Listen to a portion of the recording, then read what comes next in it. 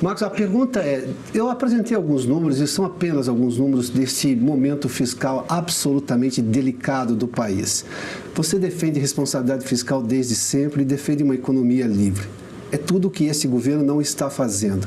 Nós estamos repetindo, ou este governo está repetindo a fórmula desastrada de Dilma Rousseff que nos levou à pior recessão da nossa história? Olha, os números estão muito preocupantes. Você está contratando um problema fiscal muito grande, a dívida tem crescido, como você levantou, muito rapidamente. Né? Isso tem impactos sobre outros preços da economia. Mas não só isso, não é só o déficit primário, não é só as contas primárias, receitas e despesas. Mas você teve uma criatividade, infelizmente, de utilizar mecanismos que estão na conta financeira, que fica abaixo, para expandir os gastos. Esses fundos todos foram criados, uma série de procedimentos que foram adotados e que vão deixar uma herança para os próximos anos. E esse problema não para de aumentar. Saiu hoje, inclusive, na Folha de São Paulo, o governo anunciou, as contas estão sendo feitas do tamanho do custo da nova ajuda que o governo federal vai dar para os estados, reduzindo os juros, né, os prazos. Né, isso vai custar para a União, porque a União paga os juros mais caros e vai emprestar mais barato. Então, os números são muito elevados. Esse ponto é bastante preocupante. Mas aí tem um agravante.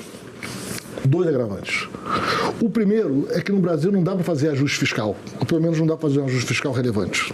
E não é porque não dá, porque não deve, porque não é pela nossa institucionalidade, nossas leis. Né? Nossas leis, as cláusulas pétreas da Constituição, você não pode demitir, você não pode reduzir salário, você não pode mexer na aposentadoria, que é essencialmente o gasto do governo. Tá? E transferências para estados e municípios, enfim. Essencialmente, esses gastos, eles são o que a gente chama de gastos obrigatórios, eles não têm o que fazer.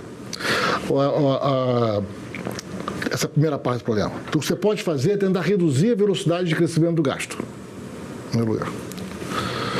O segundo lugar é porque essa é uma agenda ecumênica no Brasil. Essa agenda de criar mecanismos criativos para expandir o gasto. Você pega as votações do Congresso, cada um tem a sua perversidade. A minha, aí do meu querido amigo Marcos Mendes, ela é lei, né? A gente vai lendo as leis que estão sendo aprovadas. Né? Você pega as votações do Congresso, com frequência nesta agenda. O termo do Faoro era patrimonialista, mas que extrair mesada do Estado para atender grupos de interesse. Esquerda e direita, com frequência, votam junto numa proporção impressionante. E a gente vê gasto dos três poderes, criando gastos sem ter receita compatível. Estamos vendo agora, né? Isso aí foi... Aí você tem razão, voltando aí 3 governos atrás, não gostar da política é um problema.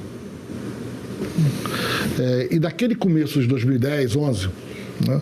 A recusa de fazer a política, de negociar, de discutir os temas, de garantir a liderança do Executivo, foi sendo perdida. Né? E a falta da política levou, com uma incompetência nessa área muito grande, levou a que os demais poderes fossem se apropriando de parte do orçamento. Né? O governo fraco tem esse problema, ele é mais facilmente refém. Sim. Então, os deputados começaram a criar as emendas impositivas, né, que foram se espalhando. Primeiro, foram aumentando as emendas no Congresso Nacional impositivas. Segundo, estados começaram a copiar, os outros governos. Claro, dá para a gente pegar um pedaço do orçamento para eu dizer como vai gastar, e eu gasto como eu quiser, dá para fazer isso. Foram sendo criados mecanismos de você transferir direto o dinheiro para o caixa dos governos locais, sem transparência de qual é o fim. O judiciário foi se apropriando também de parte do orçamento. Para quem manda o meu orçamento sou eu. Né? Sendo criados os honorários de sucumbência, né? Que aumenta a remuneração de carreiras, honorários de sucumbência e bônus de algumas carreiras de servidores públicos. Né? O próprio judiciário foi criando truques para poder aumentar a sua remuneração acima do teto constitucional. Você perdeu, o Executivo hoje tem uma capacidade de coordenar a política pública, isso foi sendo construído ao longo de vários anos, muito menor do que era normal no Brasil. Talvez a exceção desse período todo, que gostava de fazer política, foi o governo Temer. Né? Quer dizer, o governo Temer gostava de fazer política. E você tinha um presidente na Câmara, Rodrigo Maia, que gostava de fazer política. Né? E conseguiram ter uma agenda para o país. E essa agenda foi sendo implementada. Né? Mas eu acho que nesse período todo foi o único governo que realmente gostou de política. Só pedindo licença aos meus colegas para não perder esse mote, professor, porque se eu pegar do governo Fernando Henrique para cá, que a gente teve o Plano Real, ainda no governo Itamar, mas enfim, a estabilidade da moeda. No governo Fernando Henrique se falava de superávit primário, que o PT detestava. Veio no primeiro governo Lula, que o senhor participou no começo do mandato, o Palocci se manteve, aliás, aumentou o superávit primário, para espanto de todo mundo. Ou seja, havia compromisso com responsabilidade fiscal.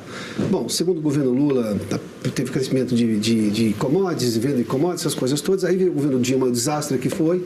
Veio o governo Temer, começa a se recuperar. Veio o governo Bolsonaro, apesar da pandemia, entregou uma relação dívida-PIB muito mais confortável do que agora. Ou seja, a minha pergunta é, nós sabemos como fazer certo. E nem faz tanto tempo assim. O governo Fernando Henrique faz 30 anos, 30 e poucos anos. Né? Por que a gente insiste no erro? Por que a gente dobra a aposta no erro em vez de usar os nossos próprios exemplos para se corrigir? E também é ecumênico isso daí, né? O governo Fernando Henrique soube como fazer, o próprio governo Lula no primeiro mandato soube como fazer, o governo Bolsonaro soube fazer e o senhor citou agora, o governo Temer também soube fazer. Aliás, a recuperação começa no governo Temer. Com o governo anterior eu tenho mais dificuldades, porque teve muita medida na questão dos precatórios. Né? Você pegar, eu e Marcos Mendes fizemos no fim do governo anterior, a gente listou várias medidas grandes, né, com muito impacto fiscal, que foram aprovadas. Né? A gente fez uma lista ali daquele período, impacto fiscal grande, alguns que foram usou essa criatividade para fazer o gasto sem ele aparecer agora. Né? Então teve isso. Né? Então eu separaria aqui o governo Fernando Henrique, o primeiro governo Lula, você tem razão, foi até mais conservador na política econômica, né? Mas só foi possível porque teve as lições do governo Fernando Henrique. Sim. Já aprendeu com o que tinha sido antes.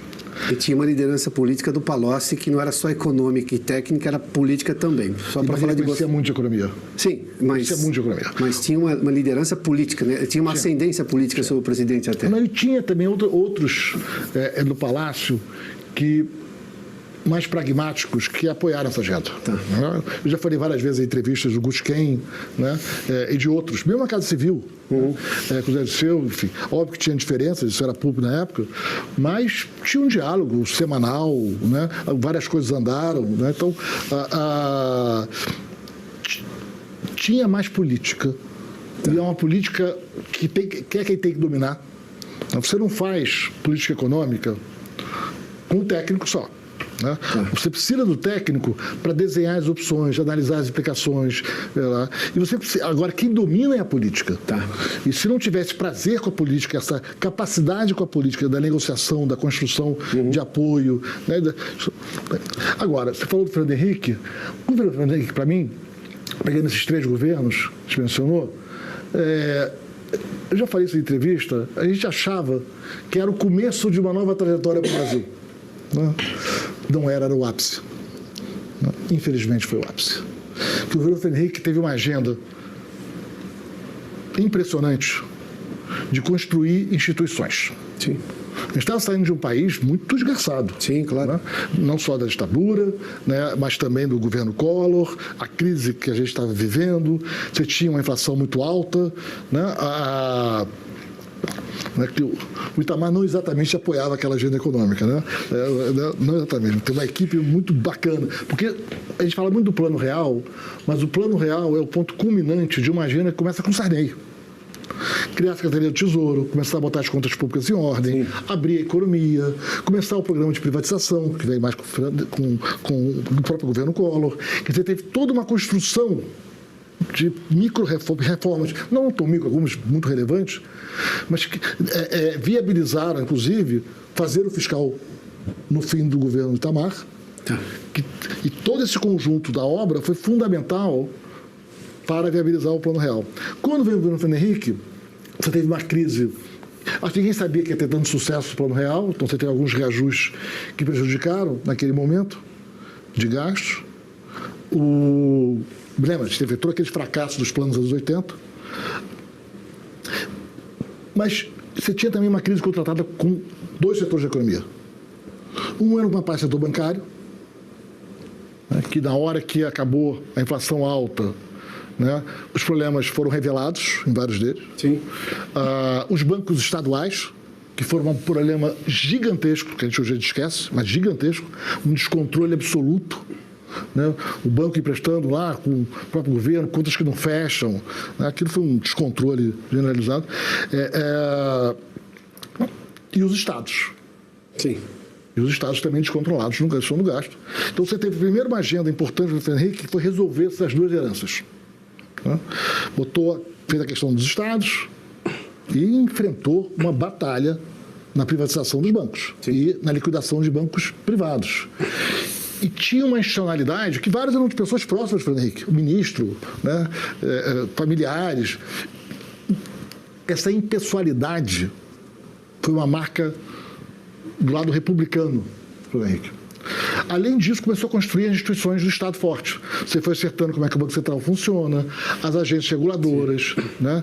Então, começaram, com Arminio, sobretudo, começam as reformas de crédito. Você tem razão, as contas públicas foram sendo cada vez mais em ordem. Tem um trabalho maravilhoso do Amaru Ibir, da equipe do Pedro Malan, na Fazenda, muita gente ali.